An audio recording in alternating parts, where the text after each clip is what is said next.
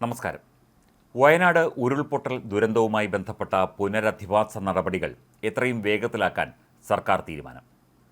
വിവിധ മേഖലകളിലെ പുനരധിവാസ പദ്ധതിക്കുള്ള നടപടിക്രമങ്ങൾ ഇപ്പോൾ തുടരുകയാണ്. വീടുകൾ ഇല്ലാത്തവർക്ക് താൽക്കാലിക താമസ സൗകര്യം ഒരുക്കാനുള്ള നീക്കമാണ് ആദ്യം നടക്കുക. താൽക്കാലിക പുനരധിവാസം എത്രയും വേഗത്തിലാക്കാൻ നടപടികളുമായിട്ടാണ് ഇപ്പോൾ ജില്ലാ ഭരണകൂടം രംഗത്ത് വന്നിരിക്കുന്നത്. വിവിധ സ്കൂളുകളിലെ ക്യാമ്പിൽ കഴിയുന്നവരെ കൂടുതൽ മികച്ച സൗകര്യങ്ങളുള്ള കെട്ടിടങ്ങളിലേക്ക് മാറ്റിപ്പാർപ്പിക്കാനാണ് ഇപ്പോൾ ശ്രമം നടക്കുന്നത്.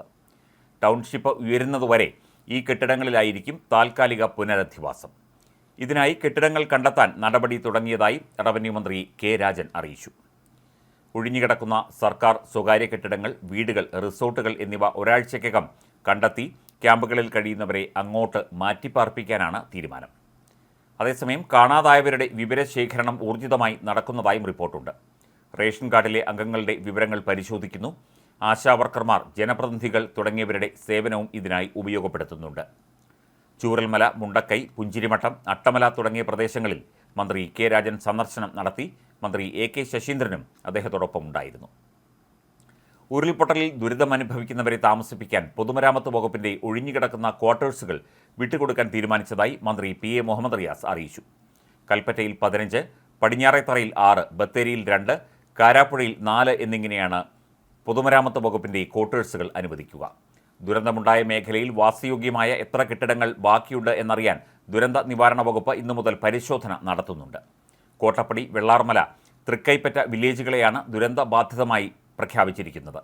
10 സംഘങ്ങളെയാണ് ഇതിനായി നിയോഗിച്ചിരിക്കുന്നത്. പഞ്ചായത്ത് അംഗം, geologist, civil engineer, health inspector, തഹസിൽദാരുടെ പ്രതിനിധി എന്നിവരാണ് സംഘത്തിൽ ഉണ്ടാവുക. തദ്ദേശ വകുപ്പ് ജോയിന്റ് ഡയറക്ടർ, എക്സിക്യൂട്ടീവ് എഞ്ചിനീയർ എന്നിവർ റിപ്പോർട്ടുകൾ പരിശോധിച്ച് ജില്ലാ ദുരന്ത നിവാരണ അതോറിറ്റിക്ക് കൈമാറും.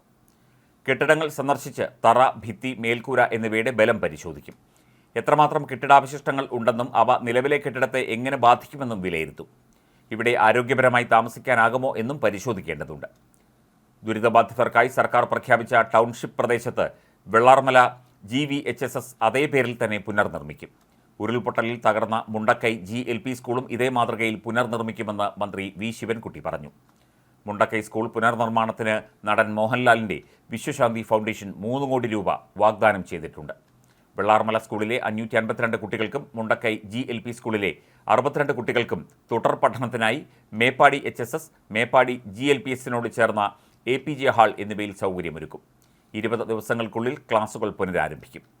സ്കൂളുകളിൽ ഉരുൾപൊട്ടൽ ഉണ്ടാക്കിയ നാശനഷ്ടങ്ങളുടെ കണക്കെടുക്കാൻ വിദ്യാഭ്യാസ ഉപഡയറക്ടറെ ചുമതലപ്പെടുത്തിയിട്ടുണ്ട്. സർട്ടിഫിക്കറ്റുകൾ നഷ്ടപ്പെട്ടവർക്കായി പ്രത്യേക ക്യാമ്പുകൾ നടത്തും.